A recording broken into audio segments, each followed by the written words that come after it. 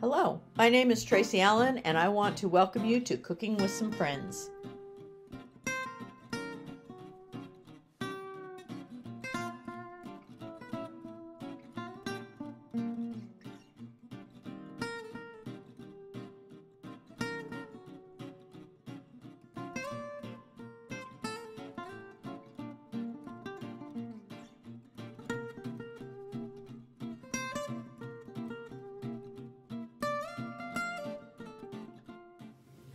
Hello and welcome to Cooking with Some Friends. Tonight I'm going to show you a recipe for some southern fried cabbage. Now, my husband didn't used to like anything anywhere similar to this, but as he's gotten older, he likes cooked cabbage.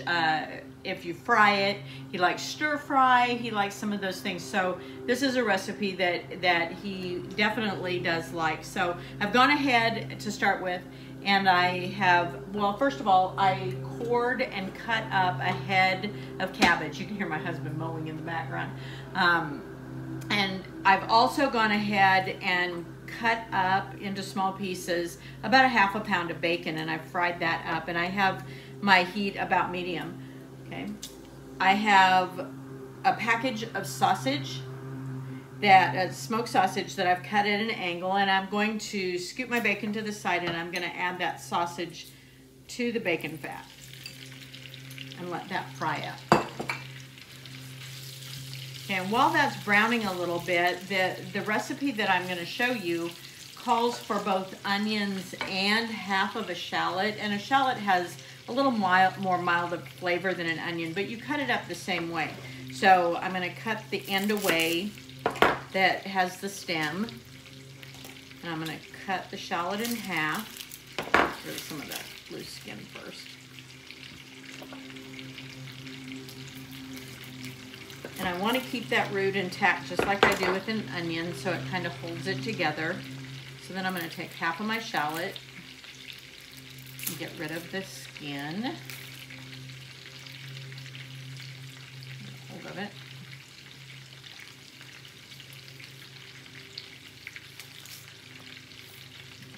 Cutting board. And then I'm going to cut it up, like I said, just like I would an onion. So I'm going to make, this is a pretty small half, so I'm going to make a slice horizontal and then some parallel to that. And then I can go ahead and make my slices and chop it up.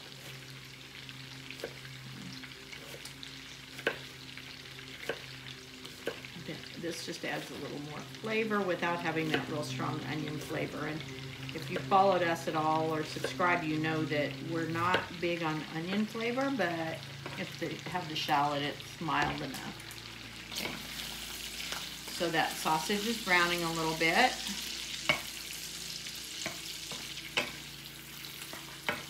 As soon as I get that browned up, I'm going to turn the heat up just a little bit. I'm going to remove both the bacon and the sausage so that I can use my bacon fat then to go ahead and saute my onions and a half of green pepper and a half of a red pepper and a little bit of garlic. Right, so my bacon has fried up as well as my sausage has browned some, so I've removed that with a slotted spoon, and I've got that bacon fat still in my pan. Now, instead of using smoked sausage, if you would rather, since this is a southern dish, you could use andouille sausage, but we like the smoked sausage in it. So I'm going to take my quarter of an onion that I've already chopped up, and a half a green pepper and a half a red pepper.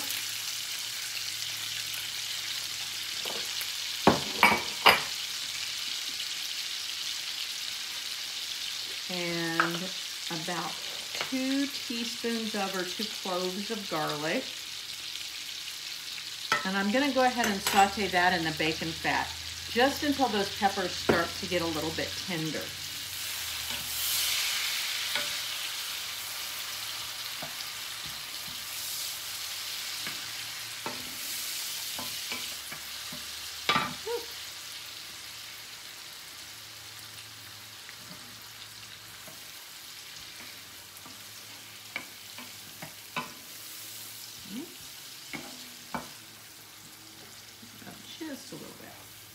Now I'm going to add just a little bit of salt and pepper to this.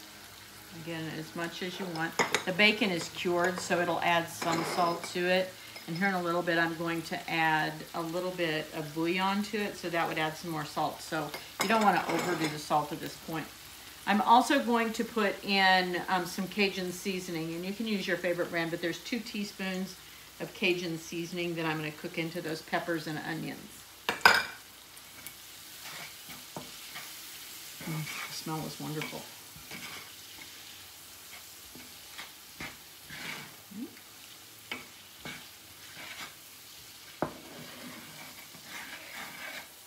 Now you don't want these to be too soft, but again, you want the peppers to be slightly softened before you add anything else at this point.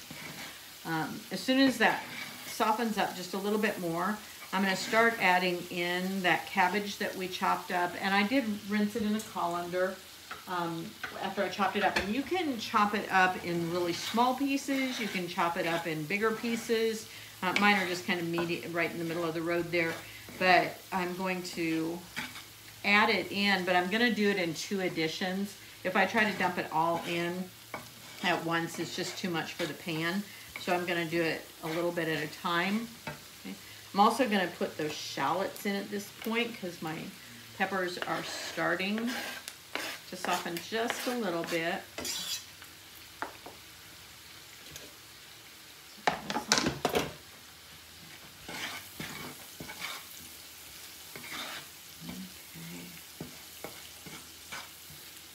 And the shallots are a little more delicate than the onions, so they don't take quite as long to soften. So I didn't want to add it right away. Okay, so again, I'm going to put in the cabbage, just about half of it, and let that cook down a little bit.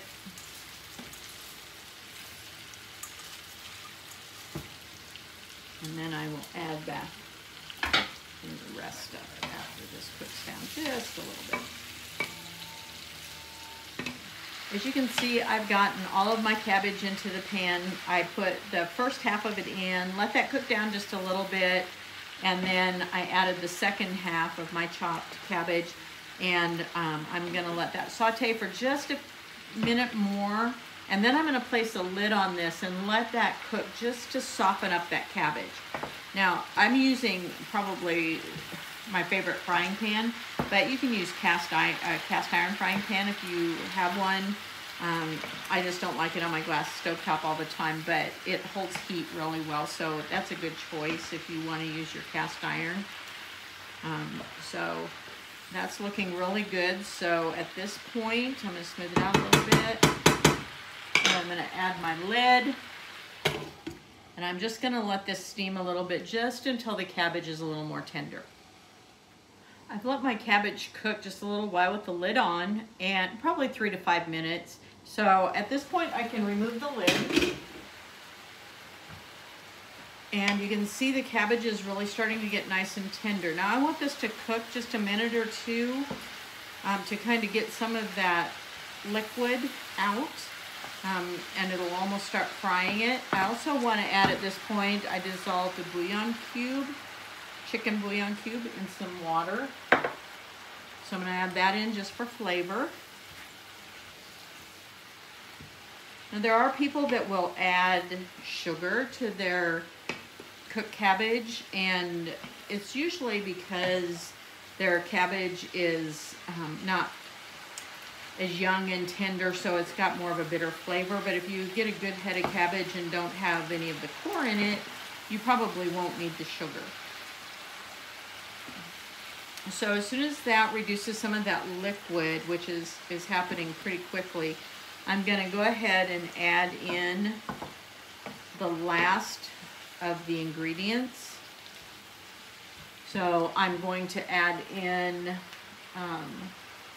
2 teaspoons of half a tablespoon of Worcestershire sauce. I'm going to add a little bit of garlic powder and onion powder both. I think I'll do that now because that's not going to add any liquid to it. Okay. I have some red pepper flakes, and those are totally optional. Stir those in.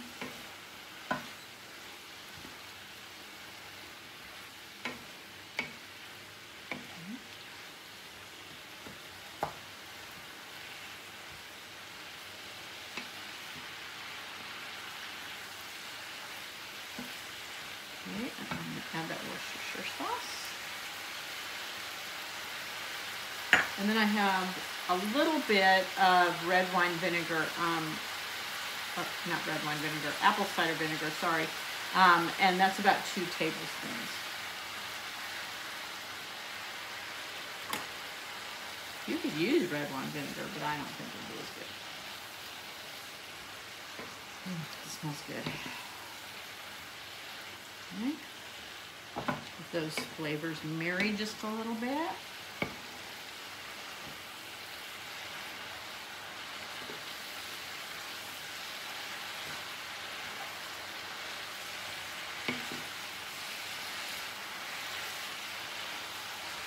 And the meat that I fried up earlier, that half a pound of bacon that I fried and crumbled, and the smoked sausage goes back in at this point.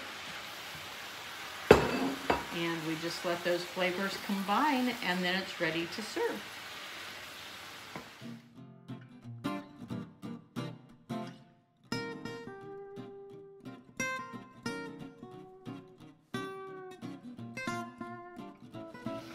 Hello, welcome to Cooking with Some Friends. We're getting ready to have some things out of our garden that we've gotten out of our garden for supper tonight. You can see the BLT items over to the side. That's in another video. But right now, I'm gonna make some cream peas and potatoes. And so I've melted 4 tablespoons of butter in my saucepan. And to that, I'm gonna add 1/4 of a cup of flour and stir that in to make a roux. And you want to let this cook after you stir the flour, and you want to let it cook for a minute or so, so it doesn't have that flour taste to it. So get it stirred in really well. And I've got my heat at about a medium.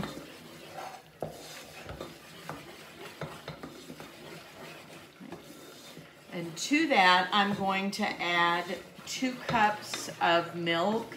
Now I'm actually adding 1.5 cups of milk and 1/2 cup of heavy cream, but you could add 2 cups of milk, you could add 1 cup of milk and 1 cup of cream, just whichever flavor you prefer. So I'm gonna pour that in.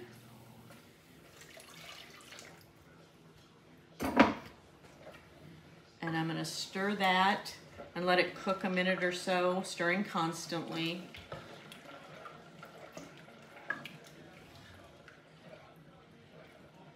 Until it starts to thicken up a little bit. I'm going to add some salt and pepper to taste.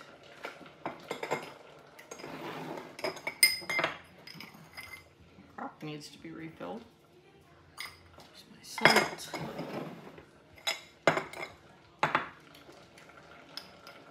There's my pepper. On the back burner, I have some small red, and it's actually a combination of potatoes. The small potatoes, I've got those cooking, boiling. I've cut them, most of them in half, and they need to cook about 10 or 15 minutes, just until they're fork tender, and they will go in this milk sauce that we're creating now, along with the peas that I'm going to add in just a minute. Now, the peas came right out of our garden. We blanch them and freeze them, and we find that they're so much better than store-bought. But if you use store-purchased peas, that's fine. From the freezer section. Now, we found too that we don't mind the frozen peas as much, but the frozen corn from the store just isn't the same as when you can your own or freeze your own. So if you have that option, you'll probably know what I'm talking about, how much better it is. I'm going to turn my potatoes off while that's cooking, because I want to drain those.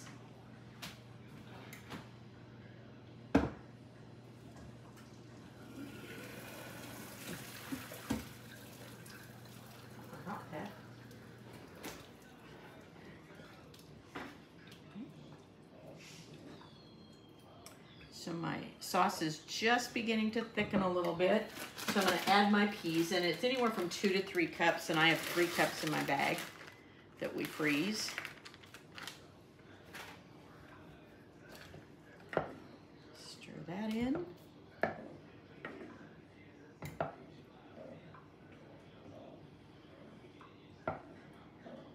And now all I have to do is add the potatoes that are fork tender and drained.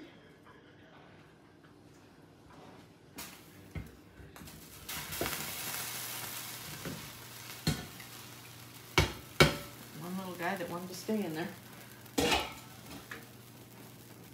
Mix those in and just let that cook slowly and thicken up and the flavor blend together.